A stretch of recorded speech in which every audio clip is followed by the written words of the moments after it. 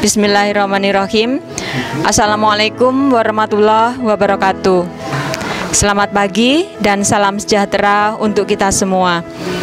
Puji syukur kehadirat Allah Subhanahu wa Ta'ala. Saat ini kita masih dalam keadaan sehat dan bisa beraktivitas dengan lancar. Anak-anak peserta didik SMP Negeri 9 Madiun, saat ini kita memperingati Hari Menanam Pohon Indonesia atau HMI. Saat ini pada tanggal 24 November 2020 di SMP Negeri 9 Madiun kita melakukan aktivitas anak-anak melakukan kegiatan pembibitan di Dinas Pertanian. Ini adalah bentuk pembelajaran anak-anak dan ini adalah bentuk upaya kita dalam ikut serta dalam melestarikan alam untuk keberlangsungan, dan kita memang harus menjaga alam ini untuk nanti keberlangsungan anak cucu generasi penerus. Anak-anak yang akan mengikuti kegiatan pembibitan ini, lakukan kegiatan ini dengan baik, dengan kesungguhan. Semoga apa yang kalian lakukan memberikan manfaat untuk diri kalian sendiri dan juga memberikan manfaat untuk orang lain, memberikan manfaat untuk lingkungan dan untuk negara. Demikian anak-anak dari Bu Ida, selamat beraktivitas dan semua lancar. Bu Ida akhiri, Assalamualaikum warahmatullahi wabarakatuh. Selamat pagi para pecinta tanaman. Hari ini saya coba untuk mempraktekkan bagaimana cara menanam tanaman dari tanaman yang sudah kita ambil dari pembibitannya ini untuk kita pindahkan di media yang besar dalam rangka pembesaran. Jadi ada beberapa bahan yang kita perlukan. Bisa kita lihat di sini ada media tanam, kemudian ada polybag. Polybag ini pilihan, bisa menggunakan polybag, bisa menggunakan pot plastik atau bisa menggunakan planter bag. Ya, jadi ukuran pun beragam. Jadi untuk tahap awal dari pemindahan bibit yang sebesar ini bisa kita gunakan polybag dengan ukuran 25x25. Tidak perlu terlalu besar dahulu. Nah, kemudian kita siapkan media atau alat-alat lain seperti paper seperti ini. Kemudian yang perlu kita jelaskan adalah media, campuran media. Jadi media yang ada di hadapan kita ini sudah terdiri dari campuran antara tanah, kemudian pupuk kandang atau kompos, dan ada sekam. Ada sekam padi.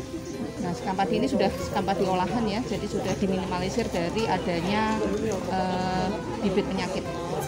Jadi dari tanaman ini kita gunakan media perbandingan 1:1:1. Kenapa diberikan sekam? Ini tujuannya adalah untuk memberikan kondisi yang porus bagi tanaman atau bagi media, sehingga nanti akar tanaman bisa tumbuh dengan baik di dalam media ini. Nah, oke, kita mulai. Jadi untuk yang pertama kita ada polybag yang ukuran 25x25. Nah, polybag ini biasanya kalau kita beli di toko sarana pertanian sudah dikasih lubang. Ini tujuannya adalah untuk evaporasi atau untuk mengeluarkan kelebihan air penyiraman atau air hujan misalkan. Nah, untuk supaya duduknya tanaman atau polybag ini nanti pas, ini teknis saja artinya tidak harus seperti ini. Ini biasanya kita lakukan pembalikan supaya nanti posisi bawah ini bisa pas untuk ketika didudukkan. Nah, seperti ini. Nah, kemudian untuk menghindari ketika pada saat penyiraman supaya air itu tidak menyiram pinggir karena ini tipis, ini kita lakukan pelipatan. Pelipatan ini sekaligus untuk penguatan wadah ini ya, untuk penguatan wadah. Jadi kita lakukan pelipatan. Nah, dalam kondisi seperti ini media sudah bisa kita iskan ke dalam wadah. Kita pakai cetok. Sekaligus kita sambil memilah ya, jangan sampai ada sampah seperti ini misalkan masuk ke dalam ini. Jadi ketika kita menemukan di dalam media, kita singkirkan dulu, kita usahakan media yang masuk ini bersih. Nah, untuk memadatkan kita bisa banting-banting pelan-pelan ya, ada ini supaya medianya lebih padat ke bawah. Kita isi kurang lebih sampai 3/4 wadah.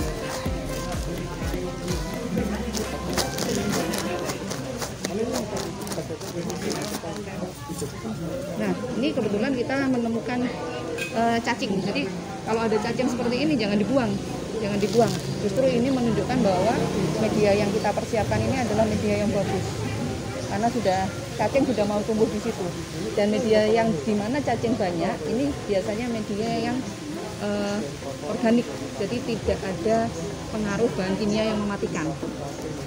Ya, jadi kalau ada cacing biarkan saja di situ.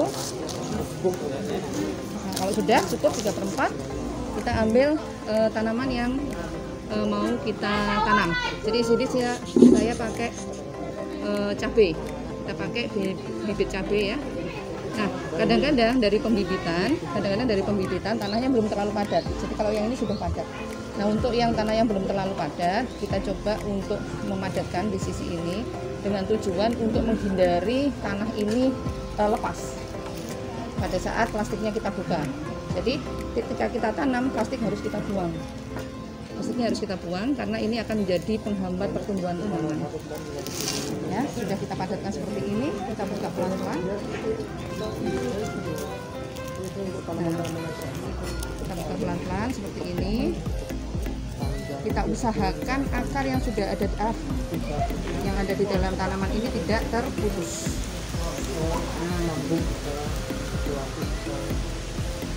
Kita usahakan akar tanamannya masih utuh. Kemudian kita buat lubang secukupnya sehingga tanaman ini nanti akan tertanam kira-kira sebatas leher tanaman ini. Kita tanam, kemudian kita timbun dan kita padatkan. Selama 3 hari ke depan, tanaman ini masih harus kita simpan di tempat yang teduh supaya dia bisa beradaptasi dengan lingkungannya. Sambil disiram, tetapi dengan memperhatikan kondisi media. Kalau kondisi medianya memang masih basah, jadi tidak perlu kita lakukan penyiraman lagi.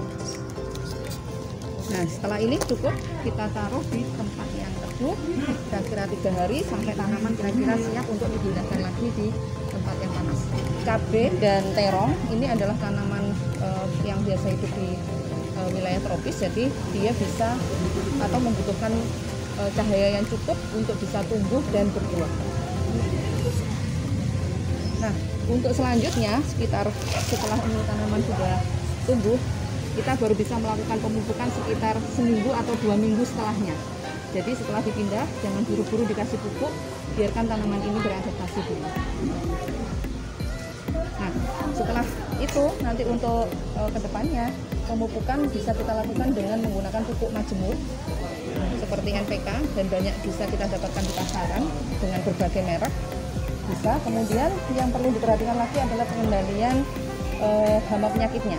Yang paling banyak di keluarga Solanaceae ini adalah biasanya tungau atau trip yang biasa menyerang di ujung-ujung tanaman, dan ini di skala usaha cukup mempengaruhi produksi. Jadi bisa diperhatikan nanti pada saat pertumbuhannya, kalau mulai ada keriting, kadang-kadang di bawah tanaman lombok atau terong ini terdapat seperti cabuk putih yang dia menghisap